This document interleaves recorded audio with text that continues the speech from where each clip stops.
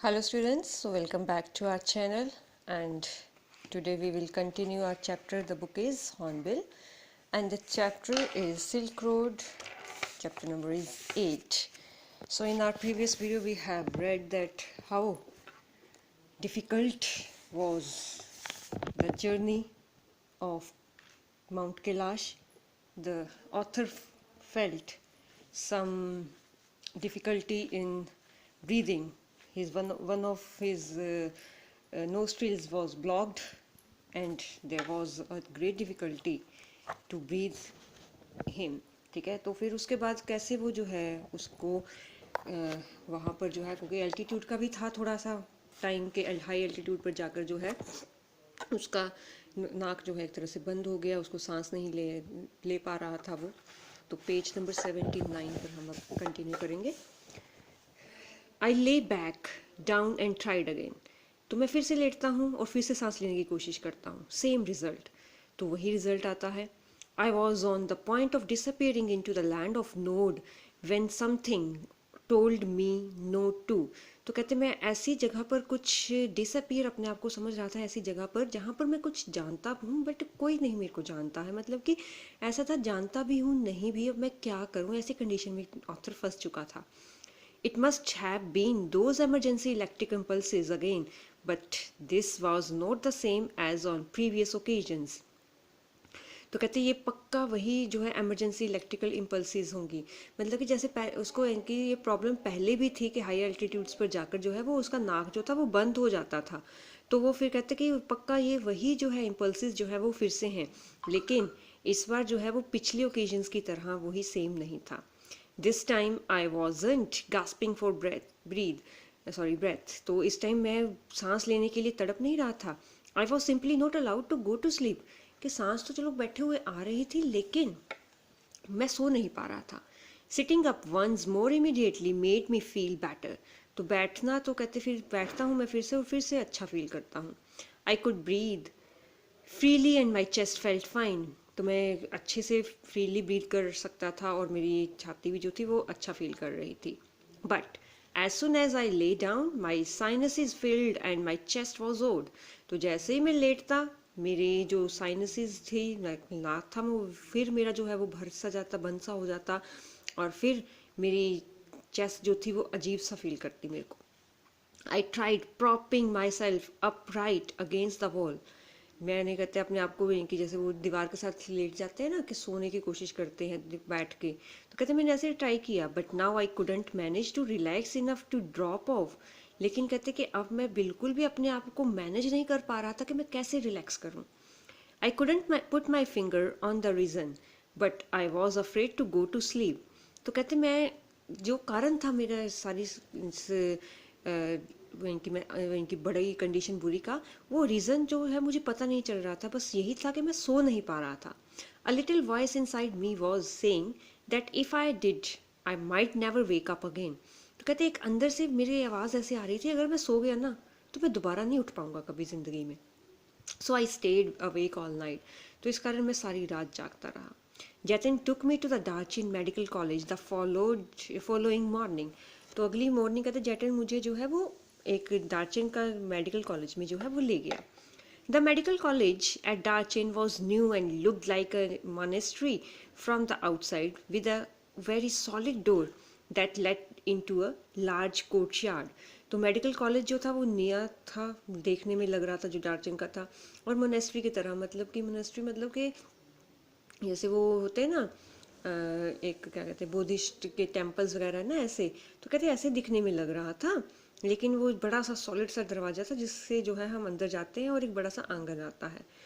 We found the consulting room which was dark and cold and occupied by a Tibetan doctor who wore none of the paraphernalia that I had been expecting. तो वहाँ पर कहते फिर हम जो है consulting room में पहुँचते हैं, हमें मिलता है जो अंधेरा था और ठंडा भी था, और वहाँ पर एक तिब्बतन डॉक्टर बैठा हुआ था।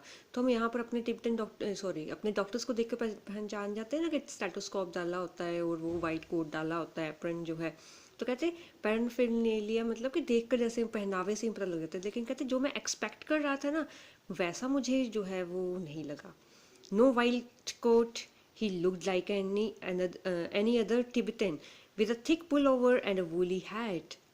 तो कहते कोई वाइट कोट नहीं था, बाकी टिबेटन्स की तरह ही दिख रहा था, वो लंबी सी ऊपर जैकेट डाली थी और वूलन की हैट थी. When I explained my sleepless symptoms and my sudden aversion to lying down, he shot me a few questions while feeling the veins of my wrist.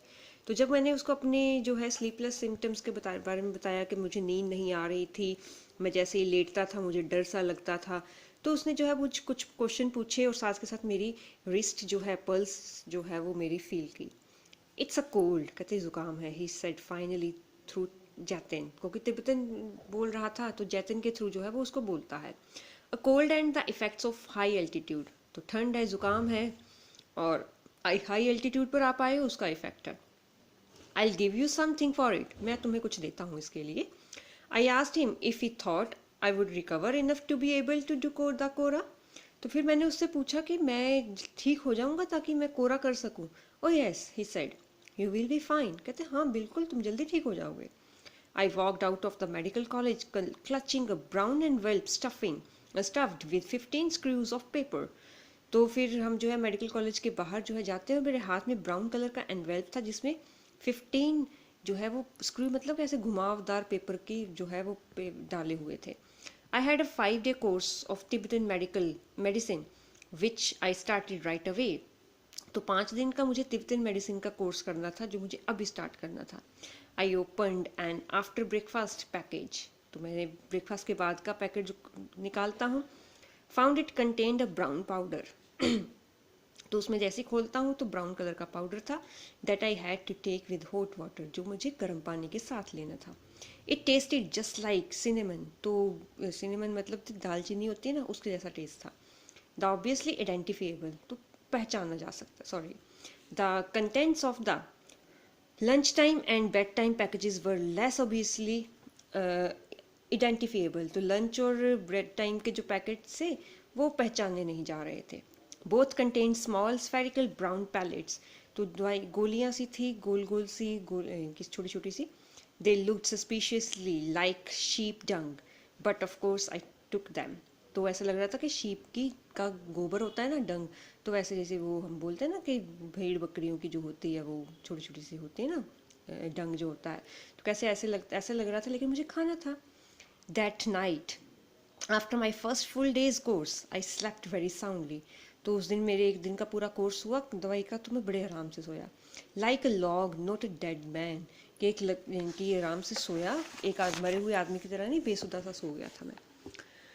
Once he saw that I was going to live, Jatin left me to return to Lhasa.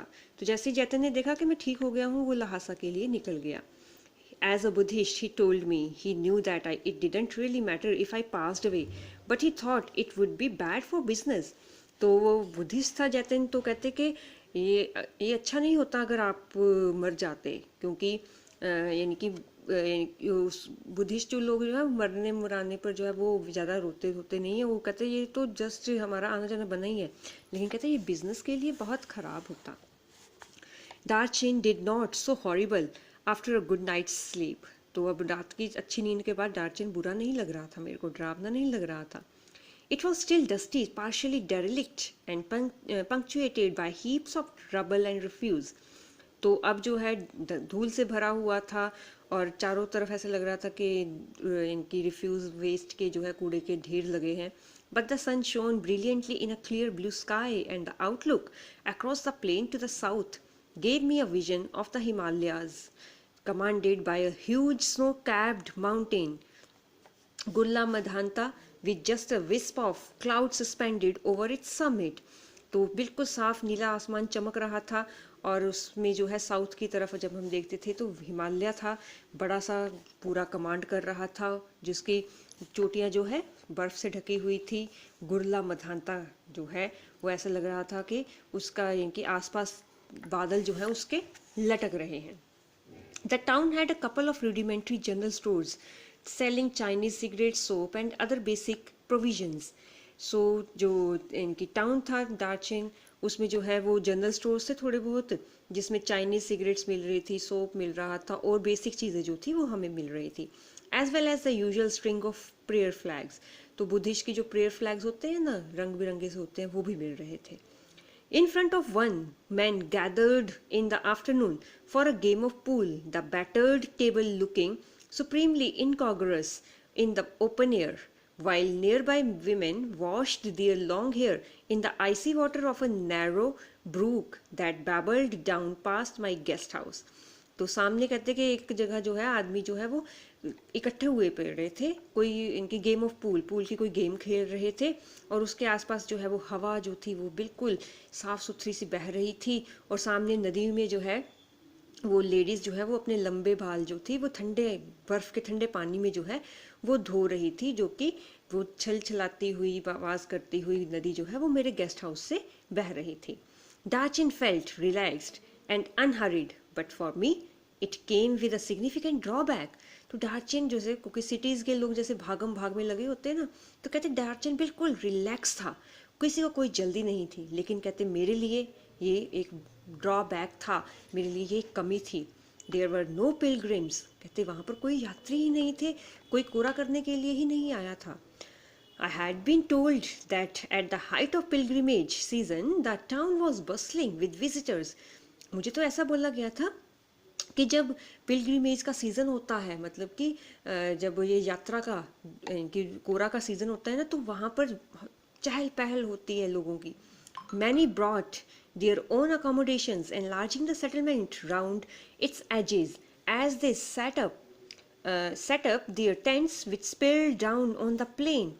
तो कहते कि कई लोग तो अपने जो है accommodation मतलब टेंट्स वगैरह लेकर आते हैं, और जो है इस टाउन के बिल्कुल एजेस पर, कॉर्नर्स पर जो है वो अपने टेंट्स लगाकर जो है वो इस एरिया को, इस डार्चिन को दूर दूर तक इसका एरिया बढ़ा देते हैं। I had timed my arrival for the beginning in the season, but it seemed I was too early. तो मैंने तो कहते बिगनिंग में ही अपना सीज़न जो था वो स्टार्ट कर लिया था कि इस पिलग्रिमेज के सीज़न में मैं जल्दी जो है इसको करूँगा, लेकिन मेरे को लगता है मैंने कुछ ज़्यादा ही जल्दी कर लिया। One afternoon I sat pondering my options over a glass of tea in Darchin's only cafe. तो कहते पॉन्डरिंग मतलब गहरी सोच में मैं डूबा हुआ था। एक दिन अपने इनकी एक डार्चिन का जो सिर्फ एक ही कैफ़े था वहाँ पर चाय पी रहा था और अपने इस ऑप्शंस के बारे में सोच रहा था मैं क्या करूँ। After a little consideration I concluded they were severally limited. तो फिर काफ़ी सोचने के बाद मुझे तो कंक्लूड मैंने किया, मैंने सोचा विचारा कि मेरे पास तो ऑप्शंस ही बहुत कम है। Clearly I hadn't made much progress with my self-help program on positive thinking. तो क्लियरली कहते अगर मैं बोलूँ तो मैंने अपने सेल्फ प्रोग्रेस जो थी मेरी कि मैं अपना प्रोग्राम कैसे करूँ, तो पॉजिटिव थिंकिंग ही नहीं मुझे आ रही थी। In my defense, it hadn't been easy with all my sleeping difficulties, but however I looked at it, I could only wait. तो कहते अगर मैं अपने बचाव के लिए बोलूँ तो ये मेरी जो सोने की डिफ़िकल्टी थी, हाई एल्टीट्यूड पर मुझे प्रॉब्लम थी, उसके साथ मैं कुछ नहीं कर सकता था, अकेले में जा नहीं सकता था, तो बस मेरे पास एक ही ऑप्शन था, मुझे वेट करना था। The pilgrimage trial was well trodden, but I didn't fancy doing it alone. तो पिलग्रिमेज का जो इनकी रास्ता है वो काफ़ी उबड़ खाबड़ भी होगा, वो काफ़ी पथरीला भी होगा, वो काफ़ी पहाड़ी भी होगी, इनकी बहुत मुश्किल होने वाला था, लेकिन उसका जो अंदाज इनकी वो नज़ारा था वो मैं अकेला नहीं लेना चाहता था। The kora was seasonal because parts of the route were liable to blockage by snow. तो इस कोरा जो होता है ना वो सीजनल होता है, जैसे बद्रीनाथ केदारनाथ की सीज़न होती है ना आजकल, जैसे स्नोफॉल वगैरह स्टार्ट हो गई है तो अब लोगों का वहाँ पर जाना सर्दी में बंद होता है।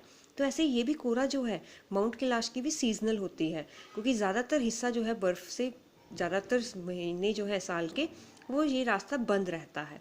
I had no idea whether or not the snow had cleared, but I wasn't encouraged by the chunks of dirty ice that still hung to the banks of Darchin's brook. तो अब मुझे आइडिया तो नहीं था कि रास्ते में मुझे बर्फ़ साफ़ हो गई है या रास्ता साफ़ है या नहीं है, लेकिन मुझे ये एनकरेजमेंट नहीं मिल रही थी, क्योंकि मैं जो डार्चिन के साथ जो वो ब्रैकिश वाटर जा रहा था, नदी नाले थे, वहाँ पर मैं देख सकता था कि अभी भी जो है वो बर्फ़ जो थी वो जमी पड़ी थी। Since Jatin had left, I hadn't come across anyone in Darchin with enough English to answer even this or most basic question. तो जैसे कि जैतन जा चुका था तो अब मुझे डार्चिन में जो है और कोई भी अभी तक ऐसा बंदा नहीं मिला था जिसको इतनी इंग्लिश आती हो कि वो मेरे इन बेसिक क्वेश्चंस का आंसर दे सके। Until that is I met Norbu. तो कहते तब तक ये सब कुछ मेरे लिए प्रॉब्लम था, उसके बाद मुझे नॉर्बू मिला। The cafe was small dark and cavernous with a long metal stove that rain down the middle. तो कैफ़े बहुत छोटा था, अंधेरा था, और जैसे वो तरपाल वगैरह ऊपर बिछी होती है ना, ऐसा था, और एक बड़ा सा लंबा सा मेटल का स्टोव जो था वो सेंटर में जल रहा था। The walls and ceiling were wreathed in sheets of multicolored plastic of the stripped variety। तो जो उसकी छत थी, उसकी सीलिंग थी, वॉल्स थी, वो जो थी कई तरह की रंग बिरंगी मल्टी कलर्ड की, कई रंग बिरंगी जो थी वो शीट्स, प्लास्टिक शीट से कवर्ड थी, और उसमें स्ट्रिप्स लगी हुई थी, broad blue, red and white. तो ये कलर थे। That is made into stout voluminous shopping bags sold all over China. तो ऐसा लग रहा था कि वो इनकी जैसे चाइना में कहते हैं कि तरह तरह के भारी भारी से वो शॉपिंग बैग्स जो है ना बिकते हैं, तो ऐसे ही कुछ थे वो। And in many other countries of Asia as well as Europe. तो ऐसे बैग जो है कई एशिया की कंट्रीज में मिलते हैं और यूरोप की कंट्रीज में जैसे बिकते हैं। As such, plastic must rate as one of China's most successful exports along the Silk Road today। तो वैसे ही जो है प्लास्टिक जो है चाइना का सबसे बड़ा सक्सेसफुल एक्सपोर्ट है। सबसे ज़्यादा चाइना जो है प्लास्टिक, आप देख सकते हैं आजकल भी हम कि प्लास्टिक चाइना सबसे ज़्यादा बेचता है। तो सिल्क रोड पर कहते हैं इसका ट्रेड भी बहुत ज़्यादा हो रहा है, बिजनेस बहुत हो रहा है। The cafe had a single window beside which I had taken up position so that I could see the pages of my notebook. तो कैफ़े में सिर्फ एक ही बुक विंडो थी छोटी सी, और मैंने उस पोजीशन में ऐसे बैठा हुआ था कि मैं अपनी नोटबुक के पेजेस जो है वो मैं देख सकूं। I had also brought a novel with me to help pass the time. तो मैं एक नॉवल भी अपने साथ लेके आया था टाइम पास के लिए। Norbu so my book when he came in and asked with a gesture if he could sit opposite me at end my rickety table. तो नॉर्बू जो है वो फिर मेरे पास आया मेरी बुक देखकर, और फिर उसने पूछा कि मैं तुम्हारे अपोजिट सामने उस टेढ़े मेढ़े टेबल से के पास बैठ सकता हूँ। You English he inquired. तो वो मेरे से पूछता है तुम इंग्लिश जानते हो। After he had ordered tea, अपनी चाय ऑर्डर करने के बाद, I told him I was and we struck up a conversation. फिर मैंने उसको कहा हाँ मैं जानता हूँ, और फिर हमारी कन्वर्सेशन बातचीत शुरू हुई। आई didn't think he was from those parts because he was wearing a wind cheater and metal rimmed spectacles of a western style। तो मैं ये नहीं सोच रहा था कि मैंने कभी सोचा नहीं था कि वो इस एरिया से है, क्योंकि उसने विंड शूटर डाला हुआ था और मेटल्स की वेस्टर्न स्टाइल की स्पेक्टिकल्स डाली हुई थी।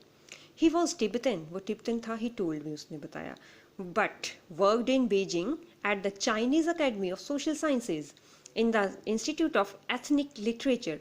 लेकिन बीजिंग, चाइना के बीजिंग में जो है वो जॉब करता था किसी सोशल साइंस की अकेडमी में ना, और लिटरेचर, एथनिक लिटरेचर का इंस्टीट्यूट था वो।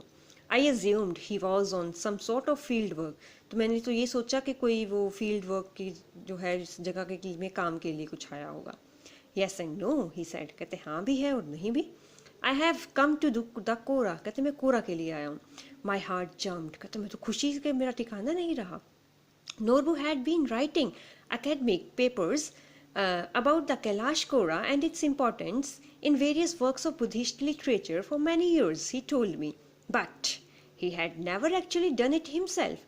तो नोरबू ने जो है वो बताया कि वो जो है कुछ एकेडमिक पेपर्स जो है वो कैलाश कोरा के बारे में लिख रहा है, और कहते कि उसका बुद्धिस्ट लिटरेचर में क्या वर्क है, क्या इम्पोर्टेंस है, वो लिख रहा है, लेकिन कहते मैंने एक्चुअल में कभी कोरा किया ही नहीं था।